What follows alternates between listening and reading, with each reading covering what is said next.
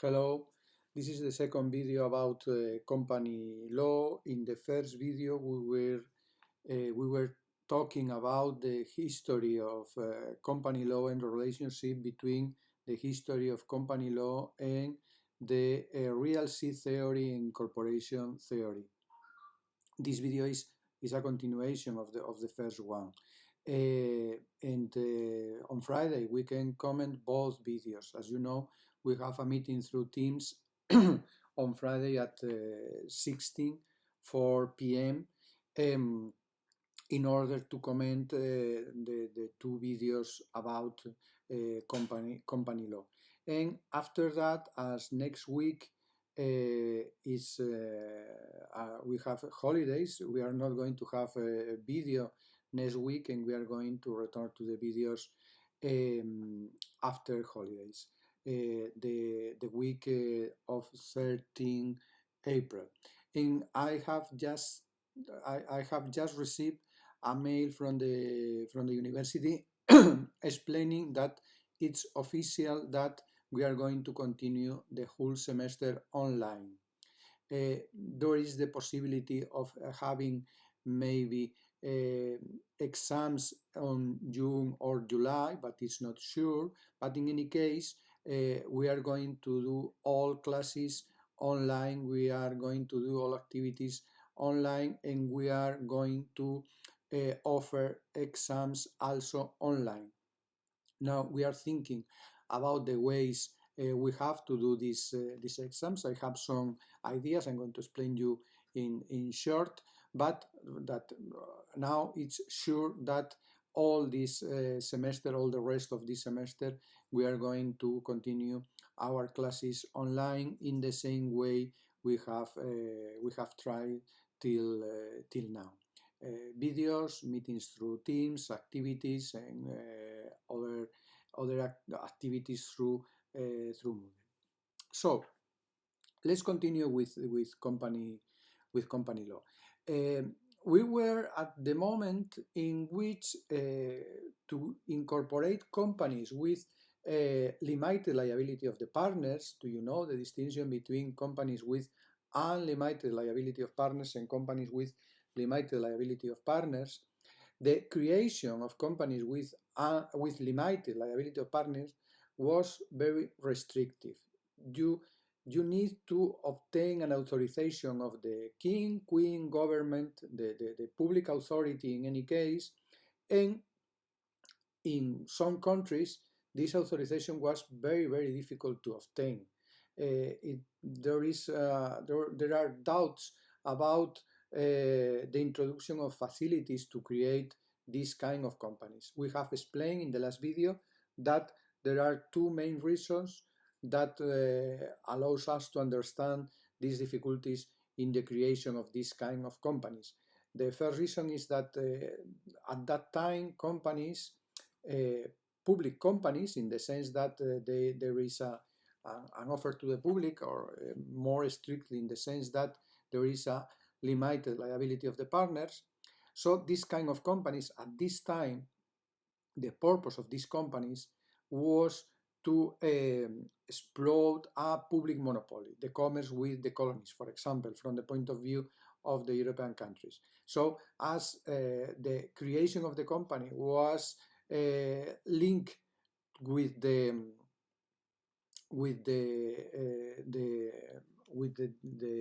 with a public monopoly, then it's normal that the creation of the companies was also limited.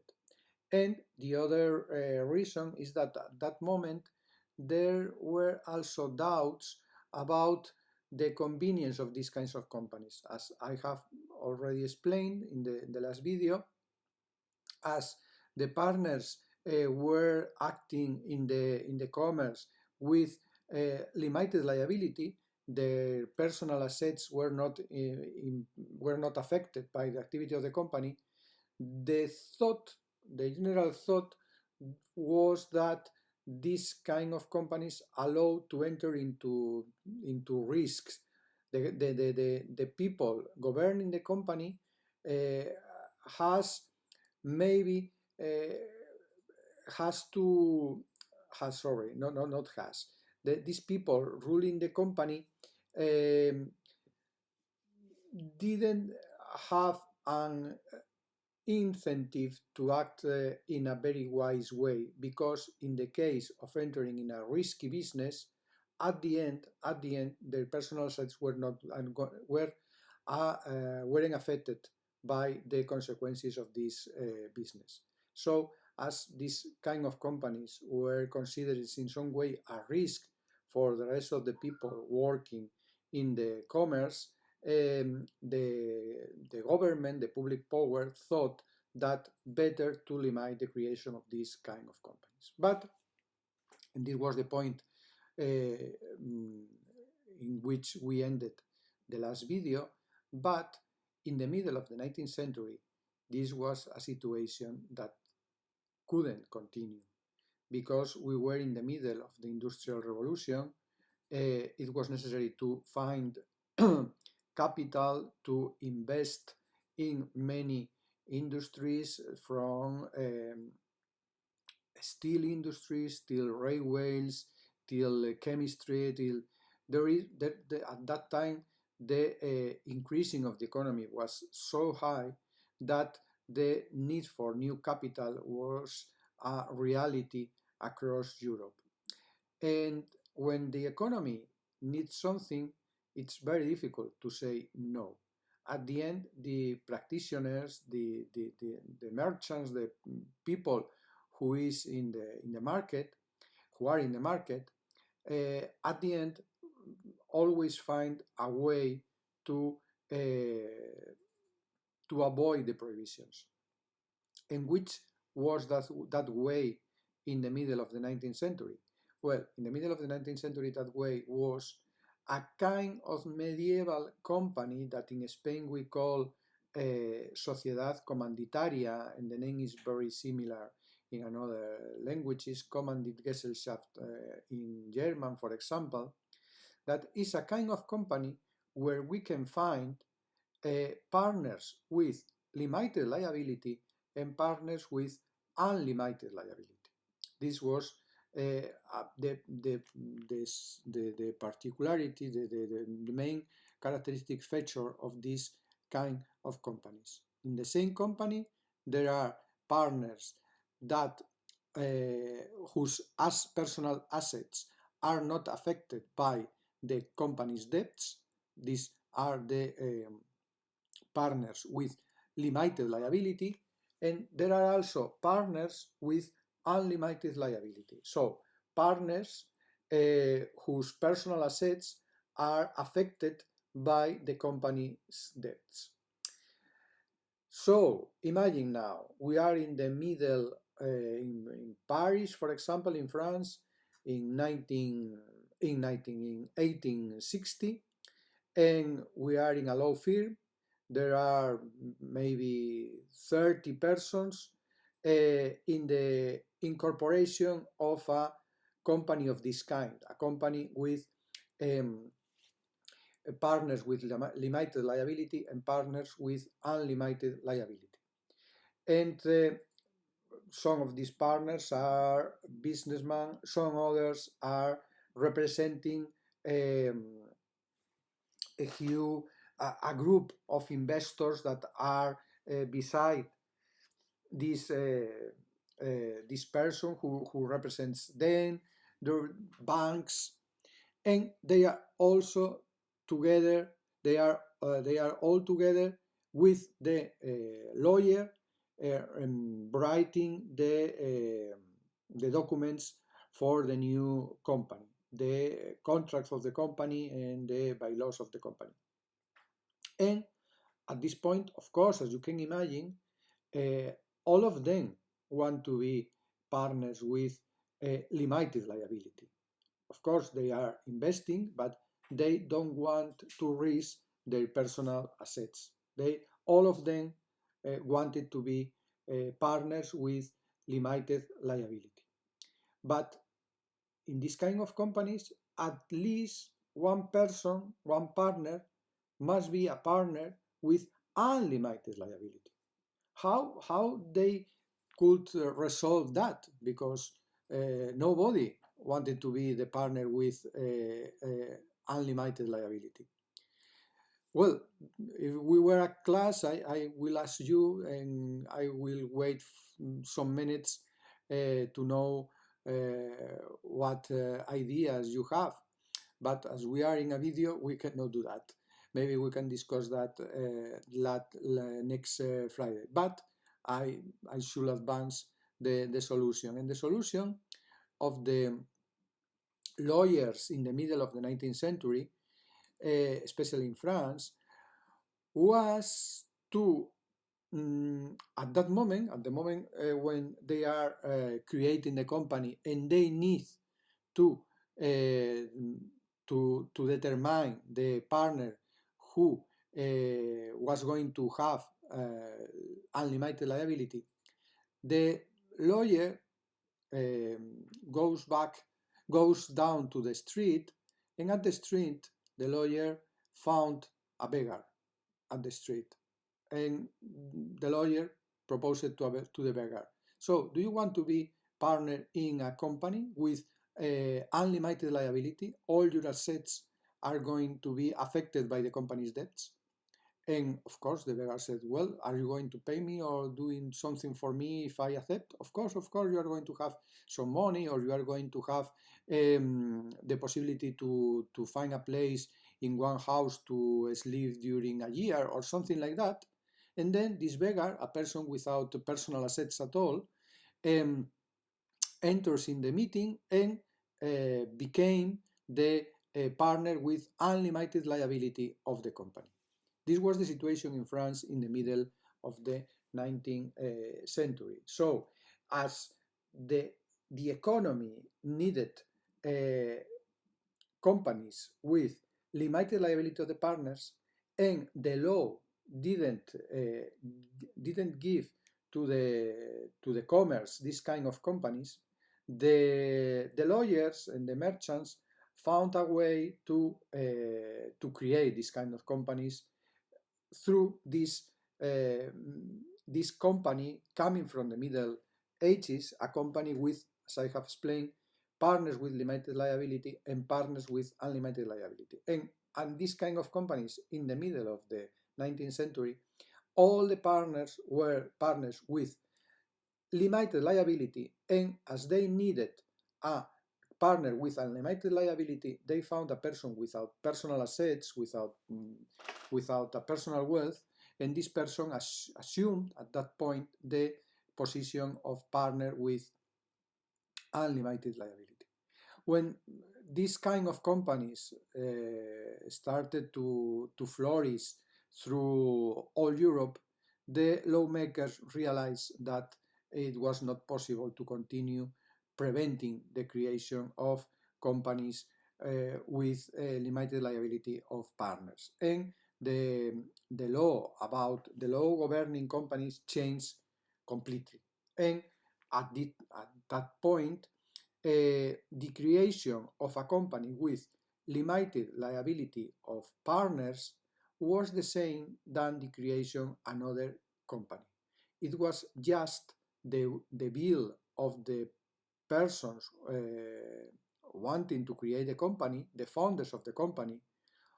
This will was the tool to determine whether the partners had limited or unlimited liability. So it was as easy as to create the company with a contract between the founders. A contract, of course, according with the law. So the commercial code introduced some rules about how to create a company with limited liability of partners.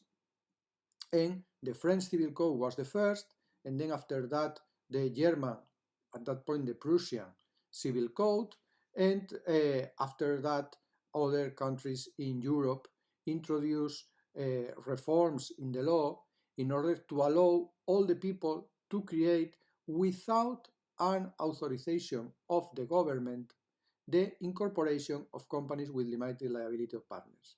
this is a very important point, that the authorization of the government was no longer necessary for the incorporation of companies with limited liability of partners. And this is a very important difference. At that point, I repeat, the authorization of the government was no longer necessary. So the will, the autonomy of the will of the founders was enough to create the company according with the requirements of the law. I hope that this is clear. And now we are going to move to the next step. The next step is how this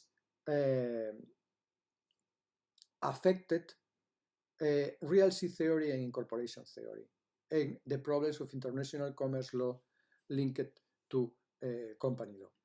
And the point is that till that moment, it was very easy to determine with which law was connected the company. Why? Because as we have said, sorry, as we have seen, companies with limited liability of partners were created with an authorization of the government, the king or the queen, as we have seen in the last video.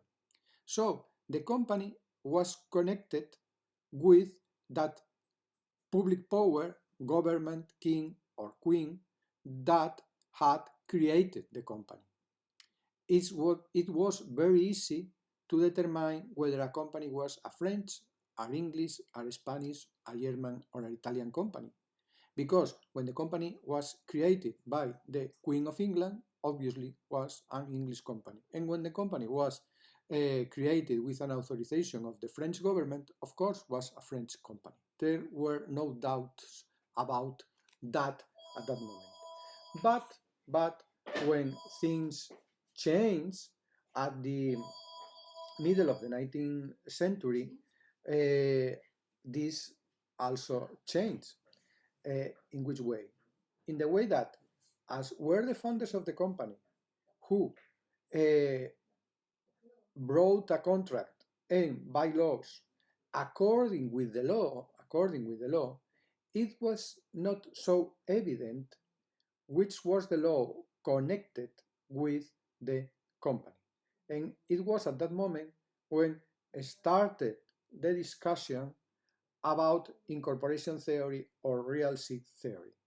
The idea is, well, now people can create companies according with the law, but which law? And some said, well, the law of the country where the real seat of the company is. And another said, the law decided by the founders, the law of the country where the founders were at the moment of the creation of the company. This was the distinction.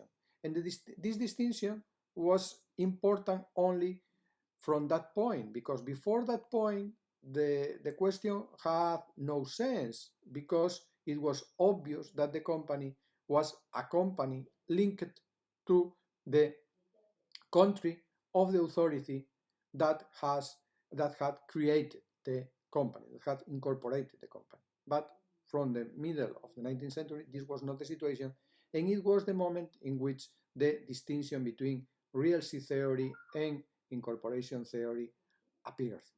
Till now, because the creation of companies in the middle of the 19th century, after this change I have explained, it's in the essence is the system we have now to create companies.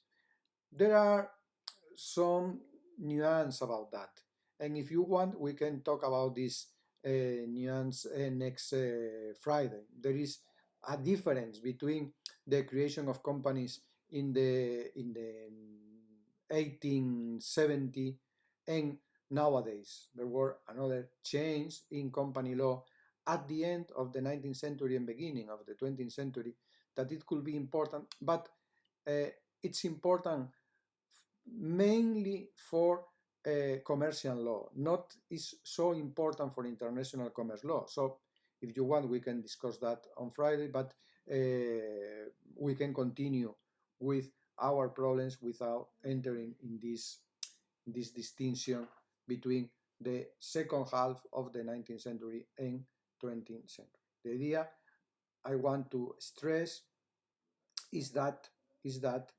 at that moment the problem of the determination of the country of the lex societatis, the law governing the company, and so the country whose law was considered in the application of in the ruling of the company was started at that moment. And this is all about the introduction of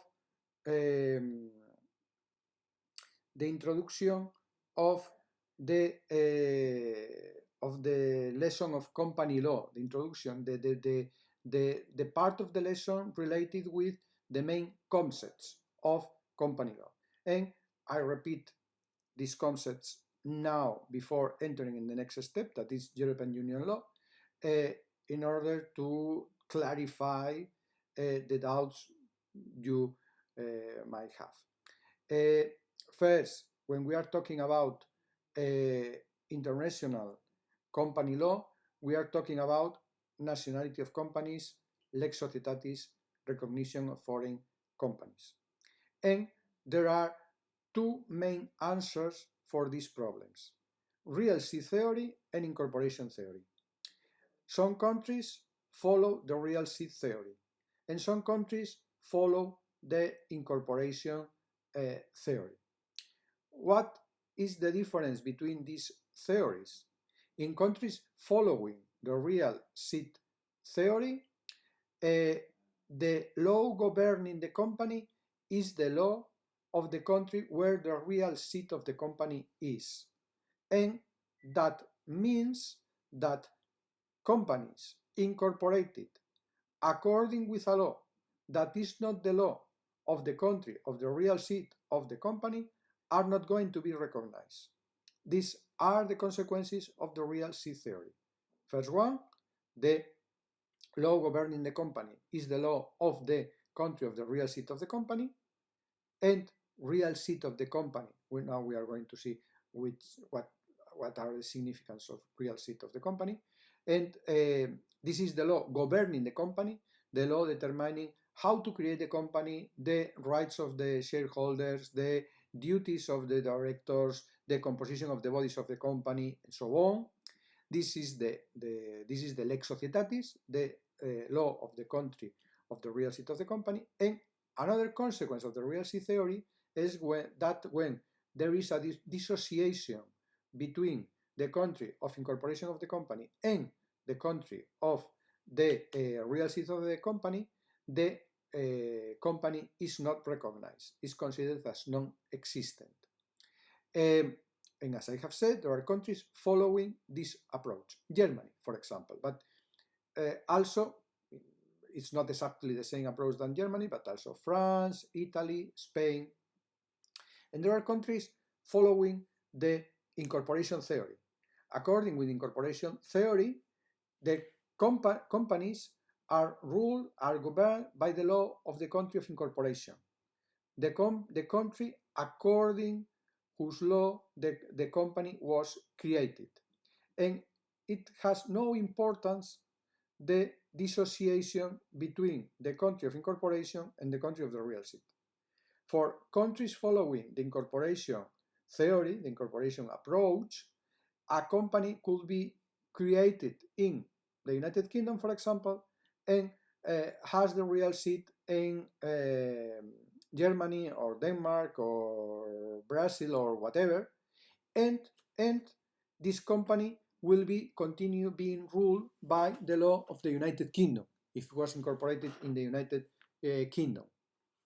And the only requirement for the recognition of the company is that the company was duly incorporated according with the law of the United Kingdom. The company was legally incorporated according with the law of the United Kingdom. This is the only requirement. So there are countries where a foreign companies, a specific company, is going to be recognized, and in the same company in another country is not going to be recognized. It's important to realize that the same company incorporated in one country could be considered as a company in another country, a country following, for example, the incorporation theory, and not recognized in a different country following, for example, the real seat theory.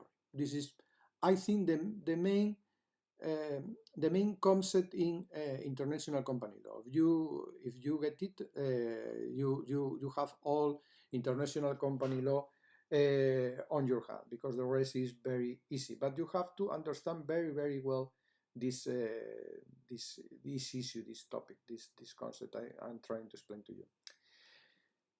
And this is in all the countries of the world, and it's according with all the laws of the world. I mean, these principles I have explained, you can find these principles in the United States, in England, in Russia, in whatever country you want, because these are general principles about international company law, and the difference is that in some countries they follow the real estate theory, and in other countries they follow the incorporation theory, but all the rest is the same. And now, which is the situation in the European Union? Well, we are going to see the key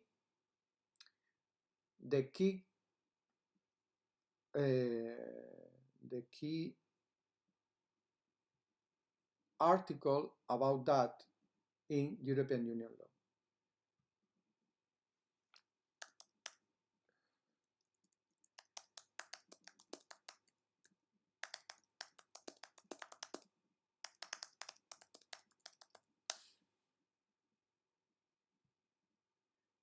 It's Article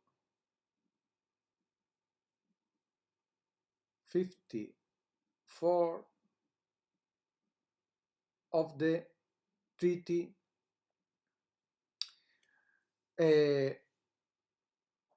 on the Functioning of the European Union. Article 54 of the Treaty on the Functioning of the European Union. Well, nowadays is Article 54 of this Treaty on the Functioning of the European Union. Before that, this same article had another number, Article 48 of the Treaty of the European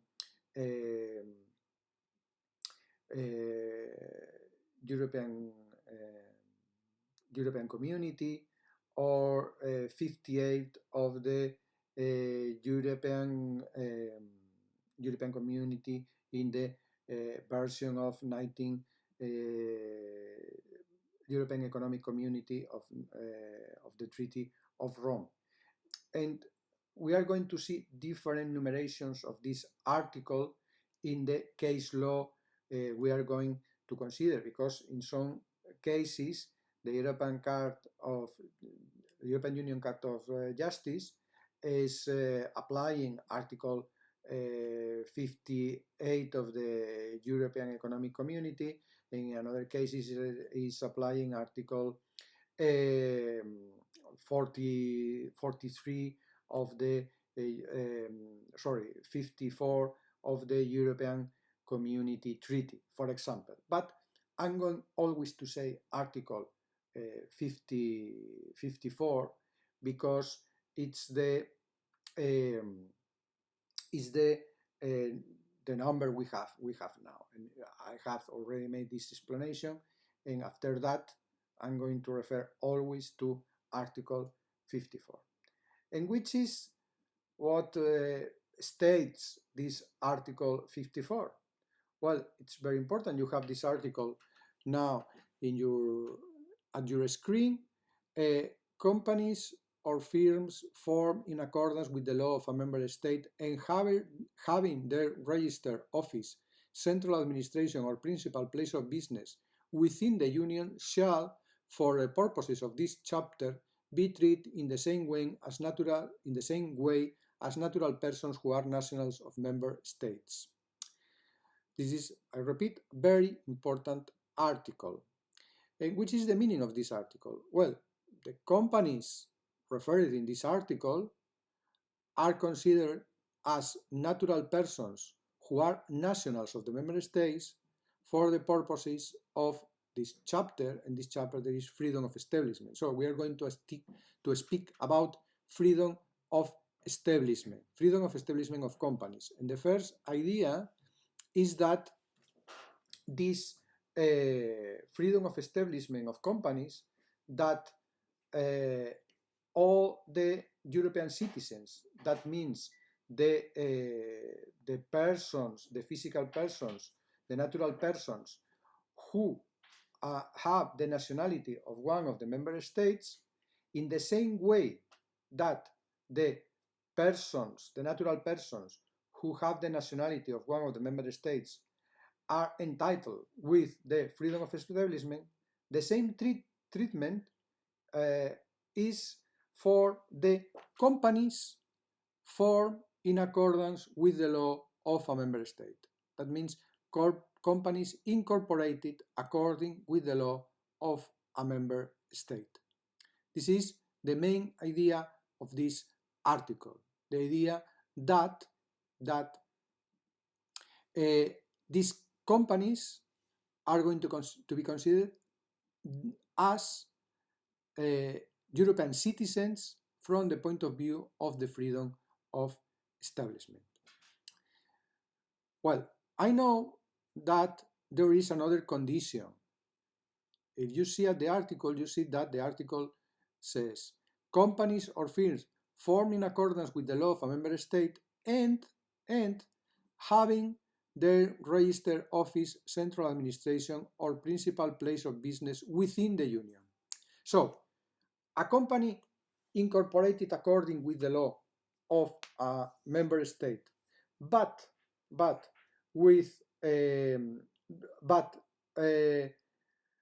this company, in the case that this company doesn't have neither their registered office nor its central administration nor its principal place of businesses within the Union, in that case, this company, although it was incorporated according with the law of a member state, is not entitled with the freedom of establishment. This is the idea following this article, because there are two conditions: incorporated according with the law of a member state and having either the registered office, either the central administration or the principal place of business within the Union. But from a practical point of view, we can forget this second condition. Why? Because according with the law of the member states, a company incorporated in accordance with the law of a member state should have at least their registered office in the country of incorporation. So you cannot incorporate a company in a country without fixing in that country the registered office of the company. This is a broadly admitted requirement in the incorporation of companies. If you want to incorporate a company in Spain, you should place your registered office in Spain. If you want to create a company in France, you should establish the registered office in France. So in practice, all companies incorporated in accordance with the law of a member state are going to have within the Union at least their registered office. So this is the reason that explains that from a practical point of view, we are going to talk about companies incorporated in accordance with the law of a member state, and we are not going to pay attention, in principle, to the second condition, because all the companies are going to fulfill the second condition when they fulfill the first condition, the incorporation according with the law of a member state. And so the idea is that we have these companies incorporated according with the law of a member state, and these companies are going to be considered as European citizens from the point of view of the freedom of establishment.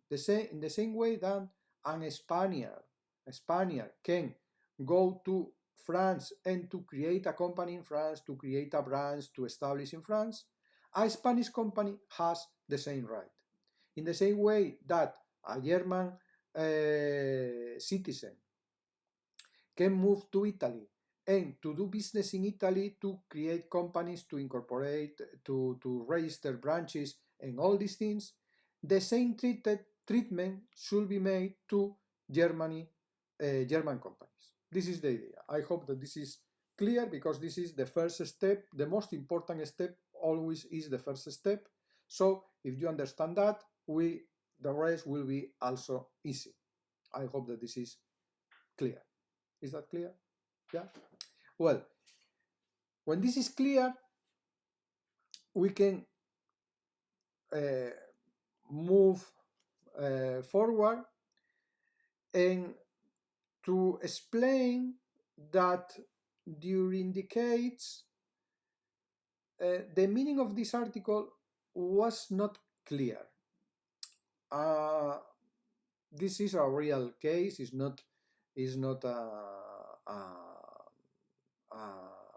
invented case. It's a real case. In 1992, a British company, an English company, wanted to create a branch in Germany. Well, a minute. I guess that you are familiar with the distinction between branches and subsidiaries. This is a very important distinction in company law, the difference between branches and subsidiaries. If we were in class, in the classroom, I will ask you about if you have cleared this difference. I'm not sure that we haven't dealt with this issue previously in the classes we had before the change of the circumstances we are living. But in any case, if you have some doubt about the differences between branches and subsidiaries, on Friday we can talk about that. If you have doubts about that, we can discuss that on Friday. But we have, as I have said, a company incorporated in the United Kingdom, and this company tried to register a branch in Germany. And if you want to register a branch, you need to go, in the case of Germany, to the Handelsregister, the Register of Commerce. And the authority in charge of the Handelsregister in Germany is a judge. And in that case, in 1992, the court, the Handelsregister, asked to the people applying for the registration of the branch, well, you are an English company, but I see that here you, the partners of the company, are German citizens. Are you living in Germany? Yes, of course. So, if you are living in Germany, you are managing this British company since Germany. Yeah, of course, we are living in Germany. We have this company in England, but we administrate this company since Germany. So the authorities of the Handelsregister said, well, so the real seat of the company is placed in Germany, not in the United Kingdom. Yeah, maybe. Yeah. If you say that, it's probably correct. I don't know.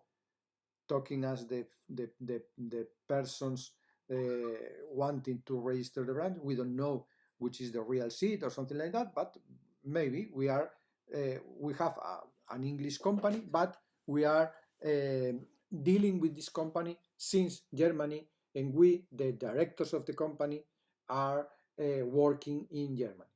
So the handle register said, so this British company has its real seat in Germany. So according with the real seat theory, we cannot recognize the foreign company because there is a dissociation between the country of incorporation, England, and the country of the real seat, Germany. And as I have explained, in countries following the real seat theory, it's not possible the recognition of a foreign company when the company has incorporated in accordance with a law different than the law of the real seat of the company. And in 1992, the registration of the branch of this English company in Germany was impossible. And at that moment, 1992, almost everybody thought that Article 54 was not against dissolution. I know you are reading now Article 54, and maybe you are thinking, how is that possible? Article 54 is very clear that companies incorporated according with the law of any member state, United Kingdom at that moment was a member state, um, uh, have the right of the freedom of establishment. And if the company cannot register a branch in Germany, they are limiting their right of the freedom of establishment. The company has no right to the freedom of establishment in Germany since the company cannot register the branch in Germany. So obviously this is against Article 54. I guess that you are thinking in that way, in this way now, and you are right. And you are right. Is against Article 54 not allowing the registration of a branch of a company incorporated in a member state in another member state. But since the beginning of the European community till the end of the 20th century, as I have said, almost everybody thought that it was not against the against Article 54, the non-recognition of companies incorporated in a member state when there was a dissociation between the company of incorporation and the country of the real seat. If you want, on Friday we can enter into the reasons for this situation, but now I'm not going to enter in these reasons because the reasons now have a pure historical relevance. They cannot help us to understand the law we have now because, well, if you want, I can explain that on Friday. But as I have said from the beginning, when I explain something about history, it's not for explaining history, it's to help to understand the situation we are living now. And as this situation in the years 60, 70, 80, 90 of the 20th century about the compatibility between Article 54 and the non-recognition of companies at that moment has a pure historical relevance. I'm not going to enter now in it, but if you want, we can discuss that on Friday. But the important point is that this situation, the situation in which companies incorporated in a member state could not, sorry, could be not recognized in another member states, in those member states following the real C theory, this situation changed in 1999. For being very precise, 9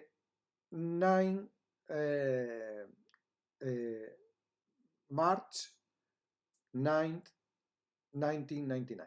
That was the day of the judgment in the case Centros, a very, very important case in company law. You have now the case at the screen, and we are going to see something more about this very important decision, the decision in the case Centros. This decision was related with this case. A couple from Denmark wanted to start with business in Denmark. And their first intention, the Mr. and Miss Bright, was to incorporate a company in Denmark, according with Danish law. But the problem was that, according with Danish law, they must the minimum capital for the company was the equivalent of 3,000 euros, 200,000 Danish crowns at that moment, in the 19th of the 20th century. And at that moment, this couple didn't want to pay that money. They want to save this 3,000 euros, and they try to find another solution for the creation of the company. And what was the solution? Which was the solution? Well, the solution was to create a company in England. When you create a company in England, a company with limited liability of partners, you don't need to pay a minimum capital at the beginning of the company. You should only pay for some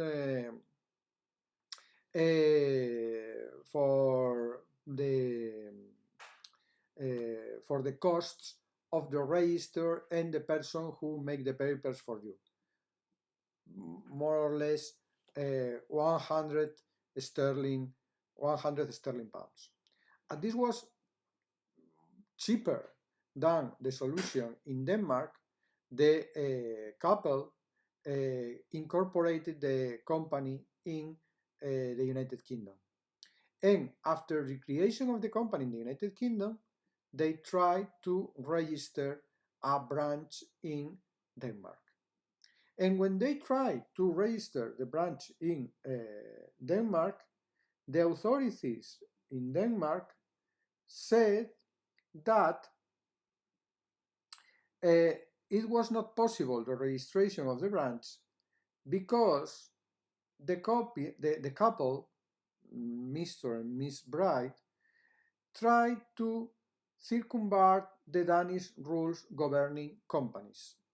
So, for the Danish authorities, this was a case of fraud.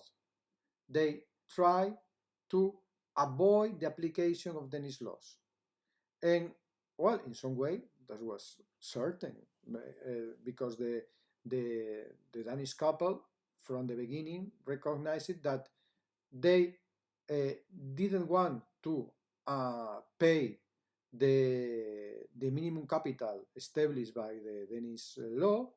They want to create the company in England to avoid the application of the Danish law, and they were not going to do business in the United Kingdom. They recognize that they have no intention of developing business in the United Kingdom. They only wanted the company to create a branch in Denmark, and this branch in Denmark will be in this sense, the main establishment of the company, because, as I have said, in the United Kingdom, they didn't realize any activity, any economical activity. And as the authorities in Denmark refused to register the branch, it started proceedings before a court, and the court decided to refer a prejudicial question to the European Union Court of Justice. And the European Union Court of Justice decided about the compatibility of Article 54. At that moment, it was not Article 54, because we are talking a time before that. It was Article 58 of the EC Treaty. So the European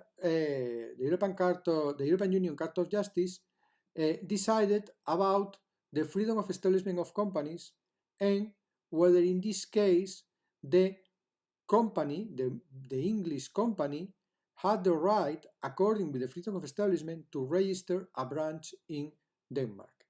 And the decision of the European Court of Justice was very clear. If we go to the decision, we can see that the court said it's contrary to Articles 52 and 58 of the EC Treaty. 58 of the EC Treaty is now Article 54 of the Treaty on the Functioning of the European Union.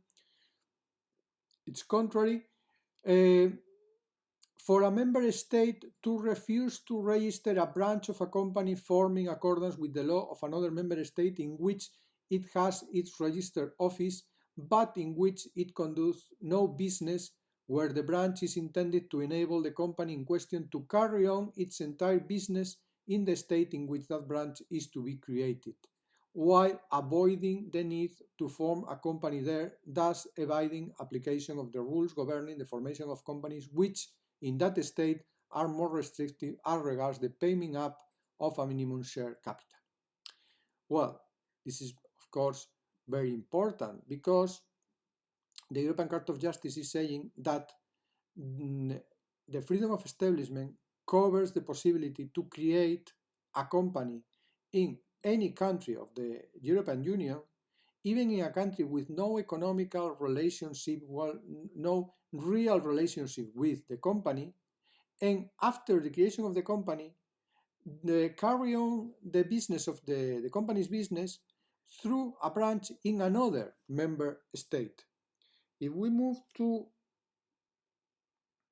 number 27 of the judgment, we will see this idea. That being so, the fact that a national of a member state who wishes to set up a company chooses to form it in the member state whose rules of company law seem to him the less restrictive, and to set up branches in other member states, cannot in itself constitute an abuse of the right of establishment. The right to form a company in accordance with the law of a member state and to set up branches in other member states is inherent in the exercise in a single market of the freedom of establishment guaranteed by the treaty. It's pretty clear.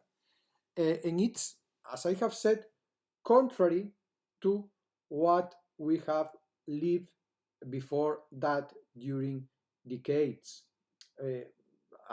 I can explain that I remember perfectly the day I read this decision in 1999. I was already working on company law, and I remember that my fellow professor, Professor Miquel Gardeñas, most of you know also Professor Gardeñas, told me, Rafa, I have found a decision that is very, very important. And I asked him why it's so important. And then he explained me the judgment, and I said, it's impossible. It really is very, very important. And we both read the decision again. I remember perfectly that day because it was really important, a real change in company law within the European Union. And which were the consequences of this change? Well, uh, I think that Union, the European Union Court of Justice, wanted to introduce in Europe what is called the Delaware Effect. The Delaware Effect. Maybe some of you have heard about the Delaware Effect. Delaware, as you probably know, is a very small state in the United States. I think that is less than 1 million persons, and uh, although only one of each 300 Americans are citizens of Delaware, 50% of the companies in the United States are incorporated in Delaware. So we must realize that there is no federal company law in the United States. When you create a company according with the law of one of the states. You can create a Delaware company, a Californian company, a Texas company, a Florida company, a Dakota company, whatever you want. And you can create the company in any state, and you can work with the company in all the other member states, because all the states are obliged to recognize companies incorporated in any member state of the European Union. And I guess, this create an effect of competition between the different states within the United States. A competition because to attract companies, it's also a business. In Delaware, for example, there are a lot of law firms working on company law, and this is, of course, a source of money for the state. And there are other states trying to compete with Delaware in order to attract company founders. So each state is looking at the other states, at the company law in the other states, trying to improve the company law in its own state in order to attract more companies. And I guess that the European Court of Justice tried to do the same within the European Union. Try to create a Delaware effect within the European Union. Try to offer to all people working in business in the European Union the possibility of creating a company in a member state and choosing the member state because of the quality of the company law.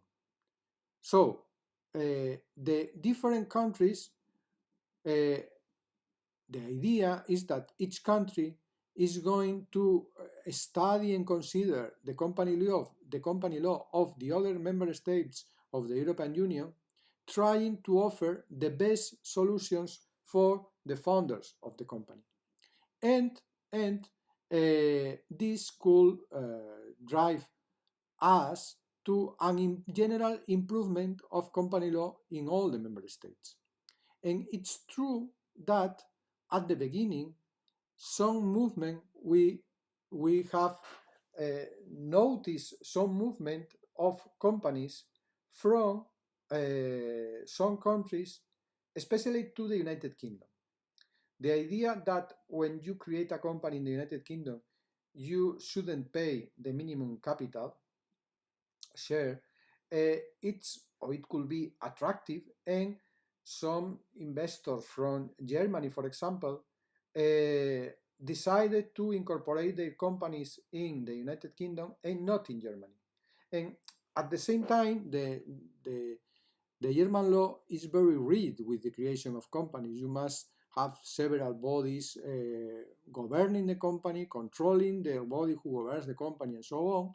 And the United Kingdom law about company law is more flexible, and that probably explains that some companies were incorporated not in Germany but in the United Kingdom, although the members, the founders, were Germans residing in Germany. And this even, and this is the end of the this is the purpose of the Delaware Effect in Europe. At the end, as I said, the Germans modified the company law, and not only in Germany, in other countries of the European Union, they modified the company law in order to avoid that many people fled to the United Kingdom to incorporate the company.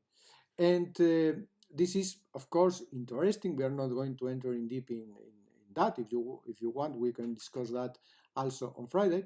And nowadays we have another problem, is that after the Brexit, what is going to happen with these companies? Because a company incorporated in the United Kingdom, but with its real seat in Germany, for example, nowadays should be recognized in Germany, because the United Kingdom was a member state until the last day of this year, till 31st December 2020, because of the withdrawal agreement between the European Union and the United Kingdom. The freedom of establishment is also applied to companies incorporated in the United Kingdom. But the first day of 2021, this is not going to apply. So in Germany, they are going to apply to the companies incorporated in the United Kingdom the rules about the real seat theory. And so when the company is incorporated in the United Kingdom, but the real seat is in Germany, the next year, these companies are not going to be recognized. So maybe we're going to find some problems related with that. But I repeat, the idea in 1999 was to create this Delaware Effect within the European Union to allow all people to choose the country where they are going to incorporate the company, and offering the possibility to incorporate the company in a country that has no real connection with the company. The idea is that people can choose, merchants, businessmen can choose the country of incorporation of the company because of the quality of company law, not for other reasons. And this, of course, drives us to a competition between legal orders. This is the idea. Well, my purpose was to explain more today, but as I have said, I think that videos of 1 hour are long enough. So I'm going to end here this video. We have to continue with the case law of the European Union, but we are going to continue with this case law in another video after the Holy Week. On Friday, we are going to discuss about these videos on company law, and probably tomorrow I'm going to give you a task to do during the next days, attacks that you should give me back after Holy Week, but I'm going to explain you through Moodle tomorrow. And as I have said, we are going to continue with these videos. Now, look the first video on company law, look this video on company law, and on Friday we are going to discuss both videos. Have a nice day.